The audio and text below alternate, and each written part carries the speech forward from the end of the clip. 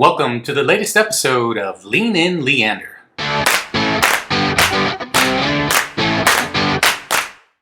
I've enjoyed having the opportunity to speak with each of the candidates as we've rolled through this series of Vote in Leander interviews. And I recently had the opportunity to sit down with Trey Schisser, who is running for place one on the May ballot.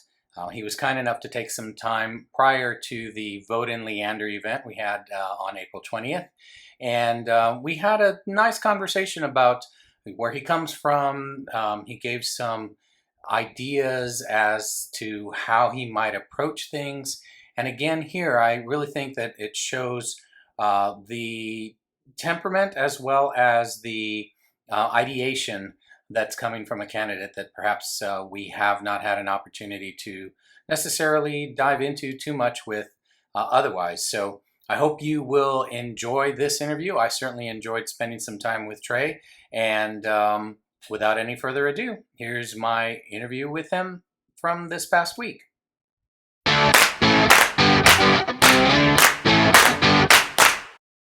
So I'm here at the Wilco Workspace, which is a new venue here in the Leander area. Very, very nice. I very strongly recommend it for any meetings or get-togethers that you might have. I mean, there's some really, really great space out here. So come out, take a look at it. But with that said, plug in.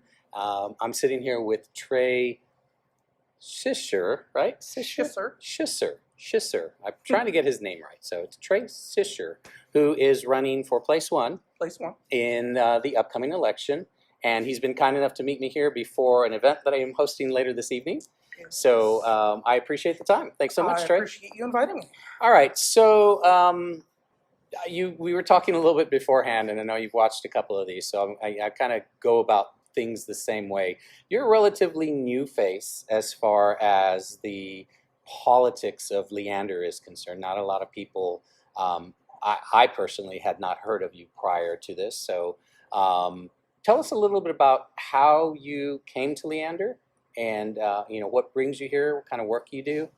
So I'm the Director of Security and IT Operations for a healthcare technology software company. And I work from home. The company is distributed across the country with employees just about everywhere. So that affords me the ability to stay home and sort of get to know the community and the city and my neighbors and all that sort of fun stuff. How long have you lived in Leander now? We bought our house in Leander the end of 2001. Okay, so wow, yeah, that's a good stretch for most out here. So I'm originally I was born in Webster, Texas, just outside of Houston, down the street from Mission Control. Okay. I grew up in a shrimping town on the Gulf Coast. Great story I love to tell. I grew up in San Leon, Texas, which is halfway between Houston and Galveston, on a little point called Eagle Point. Okay, familiar with it. Eagle Point was the pirate stronghold for Jean Lafitte. When he controlled Galveston, San Leon was his stronghold. And when I learned that as a child, man, me and my friends, we just loved to run around, play pirates, dig up holes, looking for treasure. It was, a great time to be, a kid. Right. And so, I grew up in that small town with 600 people, and most of the industry there was shrimping and quite a few retirees filling up the Eagle Point area, and it was a great area. But as I got older, there wasn't a lot of opportunity there. Right. And my grandfather, bless him, when I was about 8, handed me this Commodore 64 and said, "There you go. This is the future.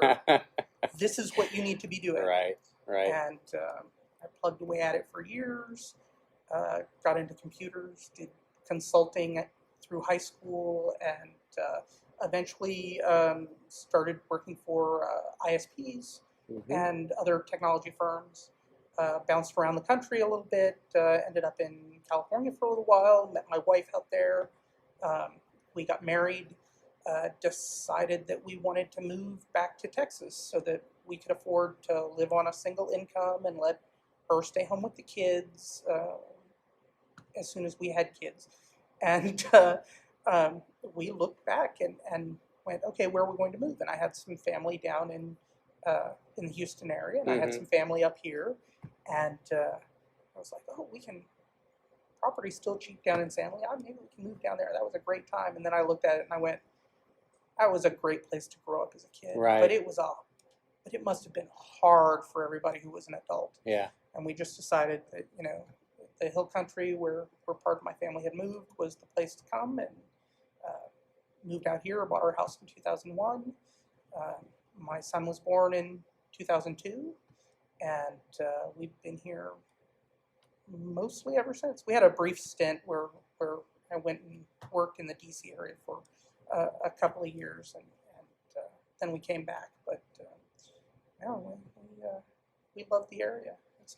It's a great place. So is your wife from California, or is she Texan? She is from California. Okay, so I'm the native. You're the native. Texas, she's Texan. She's the Californian. She's the California. Yep. Okay, all right, yeah. No, my son's out in California. I have a lot of family out in California. Visit quite a bit. Always find that whole Texas-California thing kind of silly. I do too. But it's like, I mean, it's a different environment. right? Just a different way of running the economy, basically. At the end of the day, we would get sidetracked if we started to go down that road, so I'm going to avoid that. But no, that's nice. That's nice to see that you came back to Texas, because it's always it's funny. I think Texans in general have this affinity for the state. It's mostly the legacy of the idea of Texas. It's just like weird. this Texan thing. I think it's changed over the years, because I know when I was little, when I was in San Leon, we lived across the street from my grandparents, and my grandfather was an ex-POW during World War II, and came back, worked for several decades, and then retired to San Leon, and we lived right across the street. And he was part of the VFW and the American POWs, and my grandmother was part of the VFW Auxiliary, I believe, Women's Auxiliary, and we spent 2-3 days a week hanging out with the VFW and everybody. Grew up around turkey shoots and barbecues and community events, right. and everybody knew everybody. Right. If somebody's horse got out, you walk it back to their right, it back to them, right. kind of thing. And he told me, because I had gotten old enough that I had started Scouts, and I'd gotten old enough to start helping out with projects around town when there was a hurricane or some other event, a fire, or just somebody who fell on hard times and needed some help. And he was like, he told me that we are Texans first. We may not agree on everything. We may not always get along, and Texans can hold a grudge like no other. But in a clinch, we are Texans first, and we will help out. And that's kind of stuck with me for a while. I think I think more people need to remember that message. That's what makes Texas Texas, not the flag or the pickup trucks, or or the prairies or the mountains, or we have such an unbelievable variety of stuff in our state, but it's the people, it's the connection, and I want to see more of that. Yeah. In no, the city. I definitely would agree with you. I would agree with you, and I think part of the lore of Texas has always been, outsiders. Davy Crockett, Sam Bowie, they weren't Texans, Right. So for those of us who were born and raised here, There's a certain kind of pride that you have, I think, generally speaking, that you're a Texan.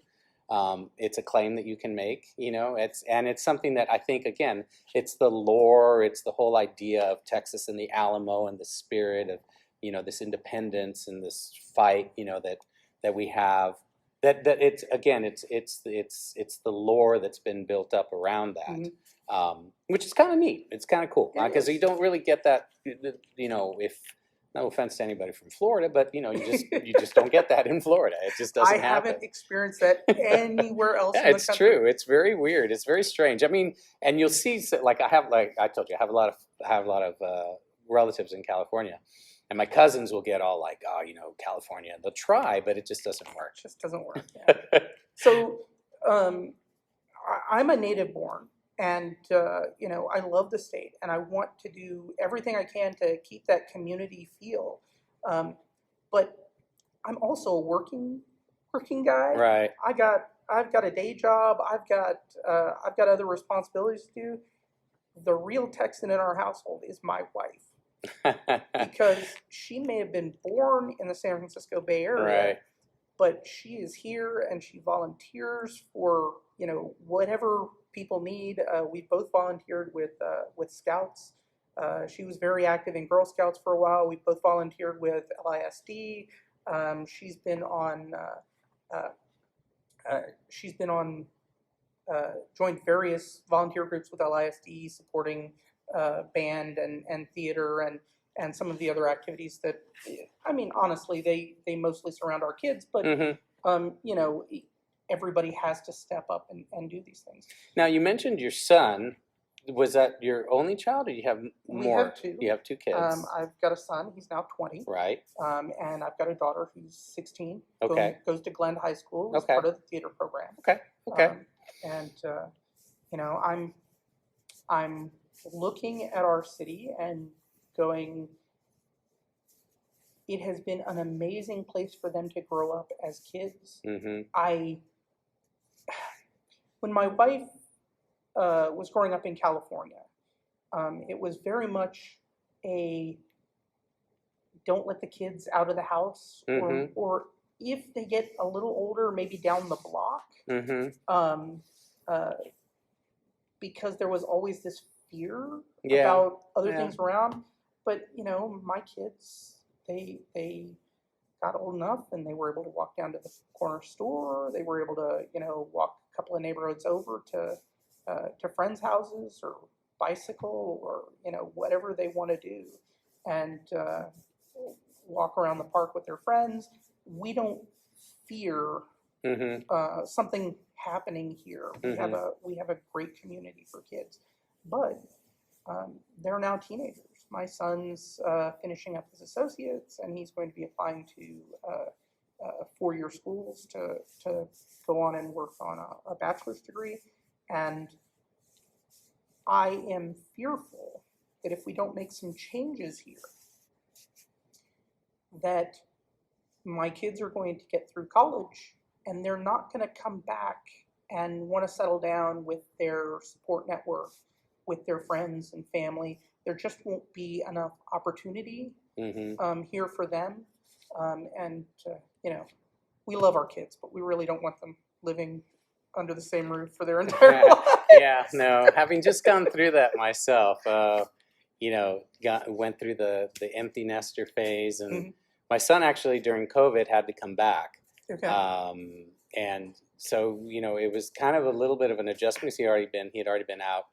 He had finished his undergraduate work. He was actually working on his MBA at the time, and it was an interesting new paradigm. It really was.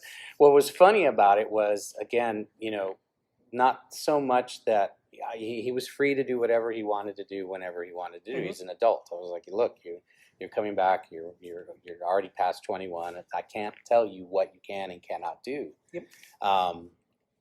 But just the dynamic inside the house with two men, it was odd. It was odd. There were some conflicts. There were definitely some conflicts. So, I can see where that would be. And I understood I don't think he understood that I understood, but I understood from his perspective, that had to be tough for him.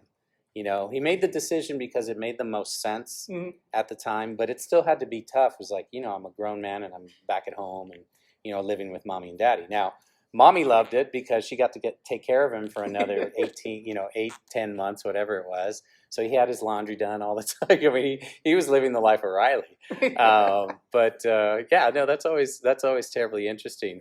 So you've done some community involvement. You've obviously been active within your community, and you and your wife have done, you know, various volunteer positions. And obviously, with most people, I think this is true. When you are an active participant in your community as well as your children's lives, you tend to do those things. You tend to be involved in the areas that interest your children, and you try to make a difference while also, you know, participating with them to a certain degree in their life, you know, just getting a little bit of a, I always looked at it as like, it gives me another chance to kind of see how you're growing up. Yep. That said, now they're kind of, you know, exiting stage left, no pun intended, for your daughter.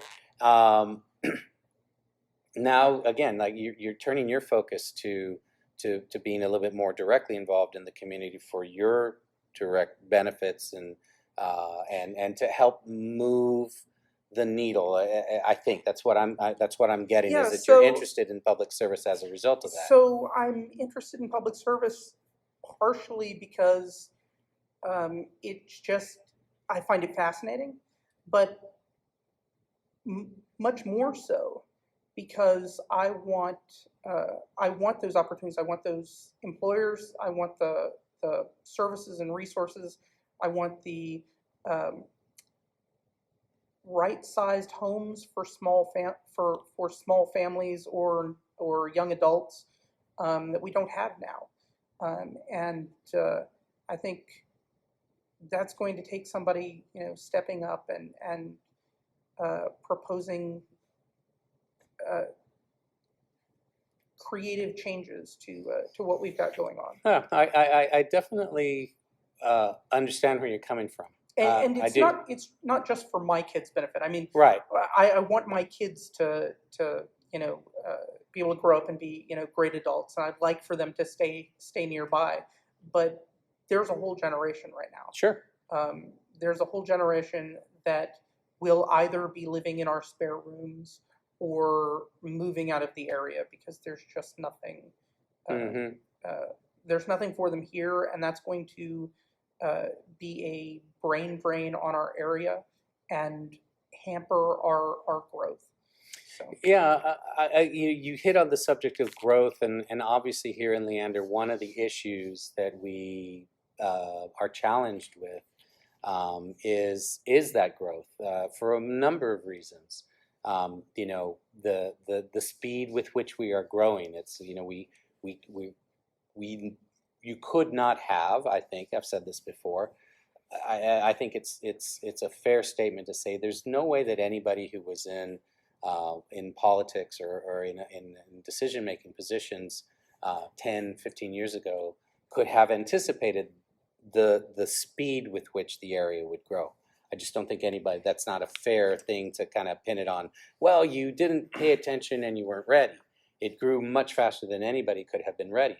However, with that said, okay, that's about as far as I go as saying, you know, well, you really weren't very creative in the way that you planned, which kind of trying to play off of what you said about creative ideas.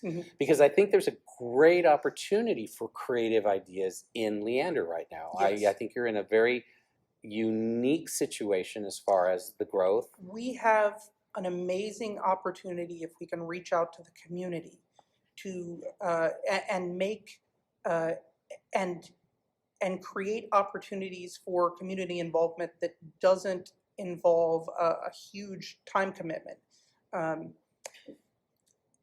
We talked about this a little earlier before we started, is that we tend to see a lot of the same faces volunteer for committees. And that's kind of because those are the people who are A, interested, and B, have the time to do so. But I think there's a lot more people out there who like the idea of helping out, but they want more of a short-term or background perspective. I see this a lot with scouts or LISD volunteering, if you put out a plan and say, I need somebody for 3 days to do all of this work, nobody will step up. But if you break it into small little pieces, I need somebody to drive across town, pick something up, come back. You'll have 3 people go, oh, you know what? I'm going to be in that area anyway. Right. So why don't I go do it, come back, and, no skin off my teeth. Right. I think if we can do the same thing, if we can get more, if we can find opportunities for like focus group style, short term, hey, this committee has identified an issue, and maybe we can invite some residents out to sort of give their ideas.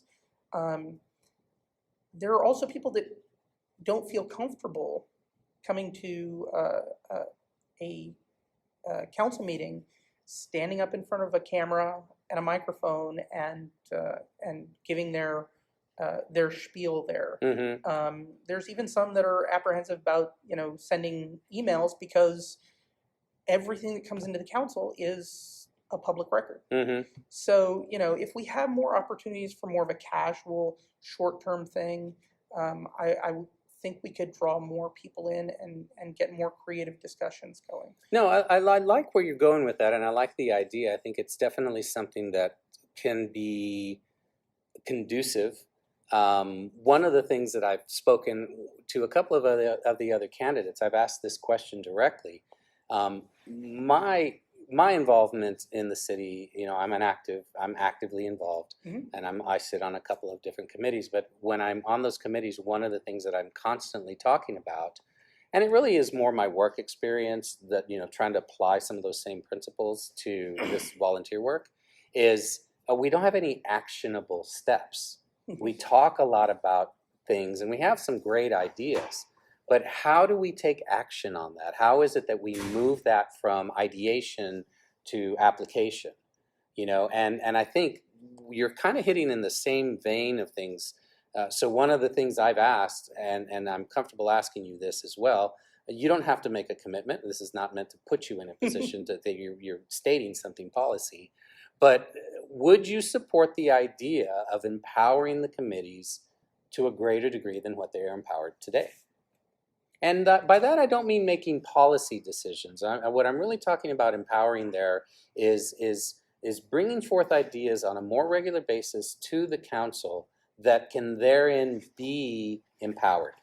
To your point, a committee comes up with an idea. We would like to put together a focus group on this idea, mm-hmm. and get the city to support that and say, yes, we will support that focus group, using the mechanisms that are in place with the city to socialize it, to build some awareness, and to provide a facility where those people could potentially meet. Mm-hmm. I mean, those are big challenges at the end of the day, because it's difficult. It's difficult to find time, it's difficult to find space, and it's difficult to find any kind of budget to even do some of those things, because right. At the end of the day, there are some expenses. There are.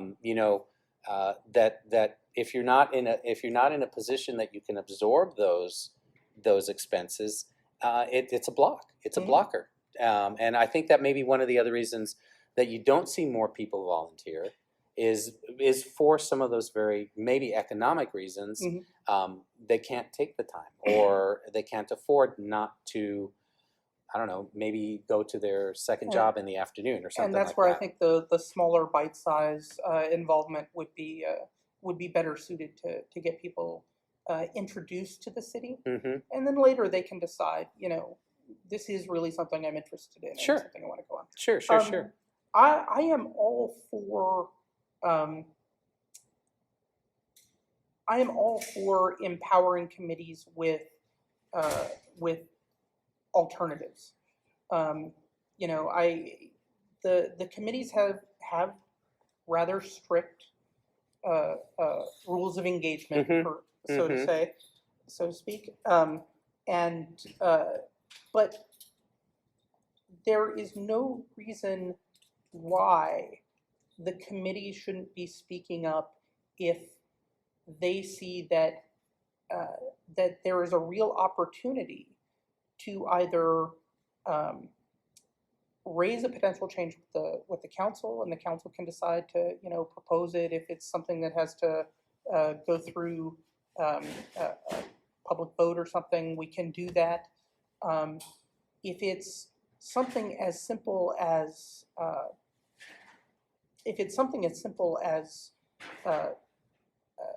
somebody coming to propose something to a committee, and the committee going, that may be along the rules of our charter, but isn't really in the spirit of the thing.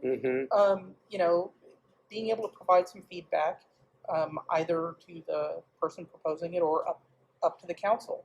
I think we need that communication. No, I agree, and I think the community outreach, the point that you've made with community outreach, has long been a little bit of a struggle with the city. I think that there's been certain instances where for whatever reasons, people have maybe gotten the wrong impression. Are not as comfortable, as you mentioned, in those situations in sharing their ideas.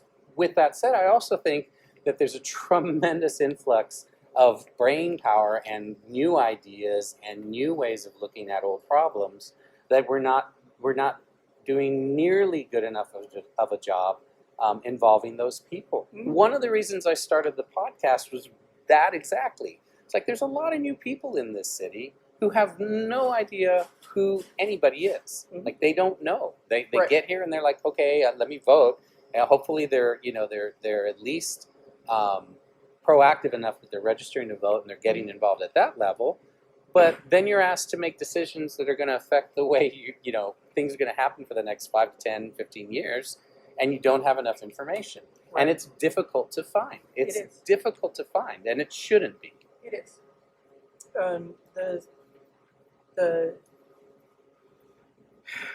A lot of our communication infrastructure is still stuck in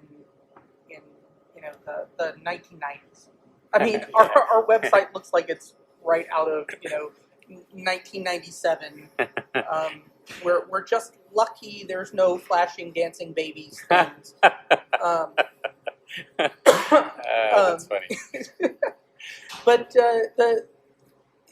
it is my understanding that the city has been planning to do an overhaul, but it either hasn't fit into our priorities or it hasn't fit into our budget. I think, and one of the things that I mentioned to another candidate was that I think we have resources in the community. If we could find some of these smaller things that we need to do, I agree. Maybe we can get community groups to volunteer. I would absolutely love to see the city sponsor a web development user group here. Get people out of their home offices. Get them to a place where we can chit chat and talk about what we may be able to do to help. Yes, there are certain aspects of our website that need to follow very specific requirements if we ever get to the point where we can allow, like paying your water bill online or some other sort of portal there that may require an outside third party, but there is nothing.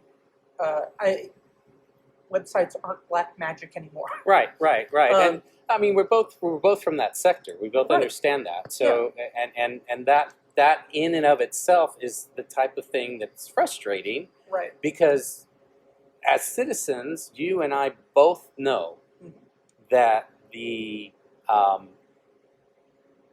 skill set is there. It is. There's probably, I'd go on a limb and I'd say there's probably 500 people who live in and around Leander, Texas, who can do exactly what it is that we're talking about, and they could do it tomorrow. I think you are woefully underestimating the number of people in our city. I have probably talked to 500 online in various That's fair. groups.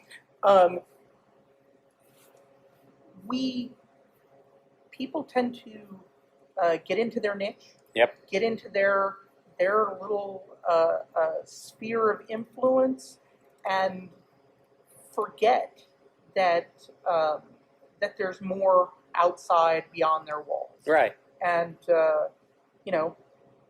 we have we just opened the new activity center. I would love to see Parks and Rec supporting community groups to get together for, woodworkers to come together and chat, or people that wrench on cars, or tech guys, or just anything that that we can get together and share our experiences and knowledge in a way that makes that grows our community closer together. No, I definitely sense the theme, and I think it's a good idea. I think it's not necessarily, in my opinion, it's not that there are a lot of impediments for us that prevent us from doing that as a city. Right. I think a lot of times there's maybe too closely of a read on a particular rule or standard operating procedure that quashes creative thought. Because I think that there's a lot of opportunity for creative solutions in the city. I think, my opinion is that because of where we are, we should be doing more of that, not less. Because there's challenges that we have that are unique to the city of Leander, that present themselves in such a way that there's no other city that we can look to and say, oh, well, we can take lessons learned from them because they had the same thing happen 10 years ago or 5 years ago. Right. I think there's a lot of things that we're faced with today that while we could take some guidance from other areas and other cities who have had similar problems, we need to come up with solutions that are Leander-based for Leander that solve Leander's issues. Yes. And not look at them as a means by which we have to follow some sort of rule book or some sort of predetermined way of doing things. I think there should be more receptiveness to the creative ideas. And I think it would accelerate things if we did that. I get the other side. Okay, I'm a security professional, and I am very risk averse in my day-to-day activities. Right. I have a lot of red tape that I have to follow, a lot of detail I have to keep up on. I work for a company that handles medical records all over the country. So I have 50 different independent regulatory bodies plus the feds that I have to keep tabs on and work within those frameworks. I get it. I get that people are reluctant to change because you kind of fear that risk. Sure. I think the difference is identifying where the risk is acceptable and where it's not. I know that we are all pretty risk averse when it comes to things like the city budget, but we should be embracing the community and bringing them in instead of just keeping everything at a slow pace. Yeah, and I think some of that is reflective of where Leander has been. Small town roots, small community. For many years, you could almost say kind of isolated in Central Texas. But the fact is that the growth that we see, the advancement that we are experiencing, and the problems that come with that are inevitable. As a matter of fact, everywhere. In Central Texas, this is no longer an issue of is it going to happen. It's more an issue of how well do we manage it while it happens. Yes. And I still feel, while there have been improvements, from my perspective, I would say I'm more comfortable with some of the approaches and some of the decisions that have been made more recently, as opposed to what I understood decisions that had been made previously are affecting our long-term prospects as a city. Mm-hmm. I still feel that there's a tremendous amount of work to be done. There's a tremendous amount of work to be done, and I am not, while I understand the need to properly plan, mm-hmm. and the need to assess as much as you can, the risk management part of it, you're at a point in time where you have to take some risks. You're going to have to take some gambles. Yes. You have to. And by doing so, do it in such a way that you're doing it with an eye to set yourself apart as a city. Mm-hmm. And one of the things that I've had the good fortune of being involved with is, several committees where we talked about, well, what is Leander? How do you describe Leander? What is it that the city mm-hmm. wants to be? I heard someone at one point mention that Leander's like an adolescent. And I thought that was a very good way of describing it. It was like, yeah, you kind of have an idea of what you want to do when you grow up, but you're not sure. Mm-hmm. I think we need to get past that, and we need to start making some decisions about what it is that we want to do as a city and how we're going to do those things in order to best take advantage of the inevitable growth, the inevitable influx of new ideas, mm-hmm. and eventually, we'll be at a point to where those decisions will come to roost. Whatever they may be, we may disagree on some of them at the end of the day, but I think a unifying theme for most people is we want a community where you can feel safe, where you can feel comfortable, where there is opportunity, and where you're not in a position that you feel excluded. Yes. I think that's fair, right? I think that's fair. I think we have, and I'm going to talk, a little corporate speak here, but we have a variety of stakeholders in this city. Uh-huh. We have people that have been here longer than the police department has been around. Right. We have fresh faces moving in every day. We have communities that are building up online of people that have never seen each other face to face, and they just they have a common interest. We have as much as it might bother some people, we have developer interests, we have business interests, we have infrastructure interests. Obviously, the city itself is a stakeholder in everything. Mm-hmm. And a lot of these stakeholders have conflicting wants, right? Everybody in town got the news about our property assessments, right? Mm-hmm. Mm-hmm.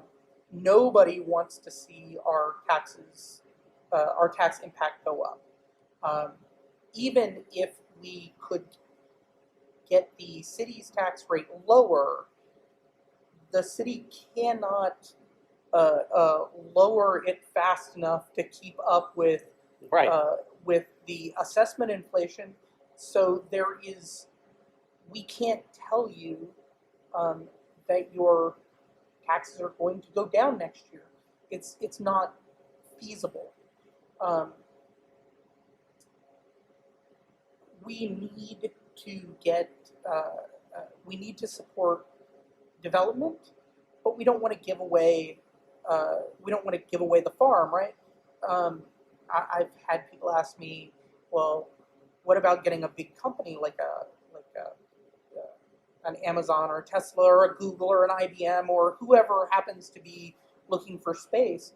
And I say the same thing, is that, those ideas are nice and they look really great in the paper, but almost always you end up giving away so much to get them involved that the city won't see a return on that for decades. We have to balance these wants and needs. We have developers right now who want to build in Leander. They need to build. There's a demand for building in Leander. But our current city zoning ordinances leave them in a situation where they can build to the code, which makes it really easy to get approval and get through committee and get past the city council and stamped and you're on your way, right? Or they can try to propose something different, and that process takes so much time and so much effort that it's only worth it for them to propose something that is maximum density to maximize return.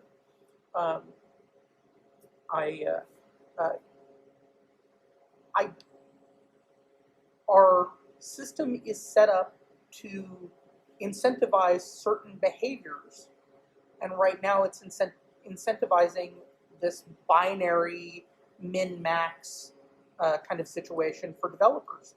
And we need to figure out how to change that so that they can bring in real townhomes, real row houses, things in the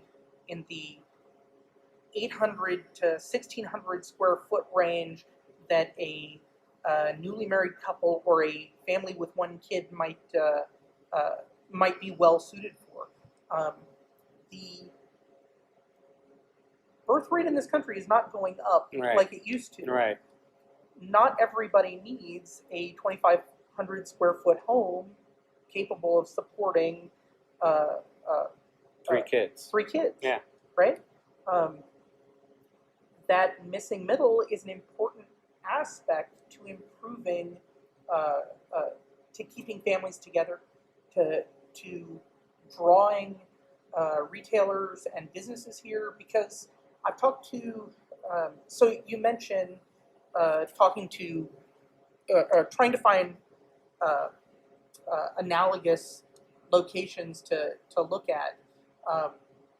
I found some other cities in our approximate size, with our approximate distance from Austin. None of them have had our sort of exponential growth, but they still have that sort of bedroom community next to a large metropolitan area problem that we have right now. And I've asked, I've sent messages and got a few replies. Very nice people out there. A lot of civil servants and people are volunteers. People are always willing to share their expertise. Yes, they will share their expertise. They point out that this whole concept of, we're 65,000 people and that's what businesses want, is sort of an outdated thought, that it makes much more sense for them to have 10,000 people in a 2 mile by 2 mile radius, a 2 mile radius of wherever they want to build, because they know that that's where most of their workforce and most of their sales are going to come from. Whereas us being spread out like we are, there is no magic number. We can't. Nobody wants to build a big business on one side of town and have to have 1,000 people commuting across town, because our roads aren't built for it, our infrastructure isn't built for it. They want maximum density nearby. Now, that all being said, I'm a huge proponent of form-based zoning. I don't know if you've researched form-based zoning at all. This is a little bit of a new subject, so. It's the concept that that developers, they really do want to look for what the local community wants to be built nearby, and the logic is that they want to sell that, or they want to rent it out, or they want to do something with it. But if there's no demand, it's not worth it to them. They need a return somehow. And instead of focusing, I mean, obviously you have to have rules like don't build a nuclear power plant next to a kindergarten. Right. But instead of the use-based zoning that says, oh no, you can't have retail here because this is a residential zone. Instead, it's more along the lines of as long as it meets the form of the neighborhood, that is, it provides services that the neighborhood needs or wants, it doesn't impact traffic or electrical or water resources or garbage resources, and it is designed in such a way that it meets the aesthetics of the area so that people are more welcoming to it. It's worth a look. And I think what a lot of people don't understand is that we currently do this, but it's as a it's on a per development basis, and it requires this process to go through and get to the city council and get a zoning variance approved. And if we just realize that that's what's going on, we acknowledge that what's going on is all of these developments that people like and want are really form-based zoning, and we change our concept a little, then maybe we can make it easier for the developers to build what we want, and maybe they'll do it without needing to ask for rebates or anything else. Maybe we can find solutions that'll make their lives easier rather than having to dole out money. I think that's interesting. You're the first person to kind of outline it in that way that I've spoken with. It's interesting. I'll have to do a little bit more research on that because it's not something I have. I'm not steeped in the expertise the rabbit hole there. Is deep. Yeah, no, I'm sure it is. I'm sure it is. Trust me. I've kind of almost avoided P&Z because I'm like, I don't know if I want to go there or not. But I find it fascinating. Yeah, right. No. As a city, we have to contemplate multiple layers. Sure, absolutely. People come and they complain about there's a problem on my road. Right. But that road is tied to a water infrastructure. It's tied to an electrical infrastructure. It's tied to a school infrastructure, which while the city doesn't have direct control over, they have to be aware of and they have to respond to. But that's not what the person at the council meeting saying there have been 3 crashes in 3 months and we need something done about this road and this intersection. And this goes back to the communication issue, is that I think my decades of experience being a support person, a background person, is that it is critical to set expectations and explain extenuating circumstances as early as possible. People are so much more willing to accept that a process is going to take a while if you can explain to them what the process is, why it's going to take a while. I agree, and I think that there are several examples of where that has not happened, and it's created unintended consequences as a result. I mean, that's my take. I personally received a message just yesterday about traffic on San Gabriel Parkway. I am absolutely aware that the city knows about the traffic problem on San Gabriel Parkway. There is a master plan that shows San Gabriel Parkway as a major collector, crosstown collector. being improved over time. But nobody sitting in a car on San Gabriel Parkway waiting to turn onto 183 cares what is in that transportation plan. Agreed. It's where the pain point is at that particular point in time, and I mean, you do definitely hit on, the complexities of a lot of these issues, and I appreciate your willingness to show that. I mean, definitely as a candidate, what I always try to do with these interviews is give people an opportunity to understand the person, some personality, a little bit of personal background, but also get you talking about what it is where your strengths and your passions, for lack of better terms, could potentially be applied.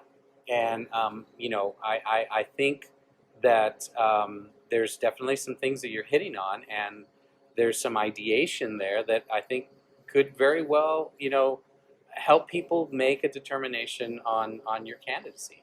And I appreciate you sharing that. I really, really do. Yeah, this was a really great conversation. I'm not shy about most things. No, I can appreciate that. It takes me a minute to get right. spun up. Right, Once right, I do, I'll talk. That's been the arc of our conversation today. It took you a little while to get spun up, but once we got you spun up, there was some good stuff there. We have a great town. We have wonderful opportunities. Old Town is it's small right now. I just saw signs going up about some zoning changes that are going to let some development happen in Old Town that's going to bring it more into that sort of casual entertainment district that everybody really wants it to be. Mm-hmm. We have Northline development coming in that is going to be an amazing space for the type of person that likes that space. We have I cannot say enough about our emergency services, our police, our fire department, our EMS. They're all great people. I have had opportunities to meet with a bunch of them, and I can't say enough good things about them. The community-focused way that they function should be the template for the rest of the country. They are wonderful people, and the fire department and the police department should be held up as great examples of communication and community outreach. They do a wonderful job where the rest of the city has been kind of lackluster. We have great bones. We just need to flesh ourselves out in a way that supports as many of our residents as possible. No, I couldn't agree with you more on any and all of those points. to be honest, because I've had some exposure there. I'm well behind doing some interviews with those folks, but hopefully, this will give them impetus to step front here on the podcast. We could go on and on and on. I really get that feeling. We probably could. But I have a limited amount of time. Yes. And I know you do too. Yes. So what I would like is just let people know where and how they can reach you. All right. Again, I'm Trey Schisser. I'm running for City Council, Place 1. You can find out more about me at trey4leander.com. That's Trey, numeral 4, Leander, Leander. I hope we can all remember how to spell that. It's in the title of the podcast. .com. You can also find me on Facebook and Reddit as well. I am happy to interact and communicate with anyone and answer questions. And I love to hear ideas from other people. So if you have comments, pro or against anything I've said, let me know. I want more details to dig into. And I appreciate your time. No, it's been great. It really has. I've never met you before, so this was an interesting conversational arc. And I'm looking forward to our next conversation. I mean, I really have enjoyed this very much, Trey, and I appreciate your time. I appreciate you inviting me. Okay, as I've said to every other candidate, best of luck on the campaign. Thank you. I wish you well. Thank you again. And with that, it's a wrap, folks. Thanks so much, and keep tuned. I think we've got 2 candidates left, so hopefully we'll get them here on the podcast in the next couple of weeks. I appreciate your time. Thanks a lot.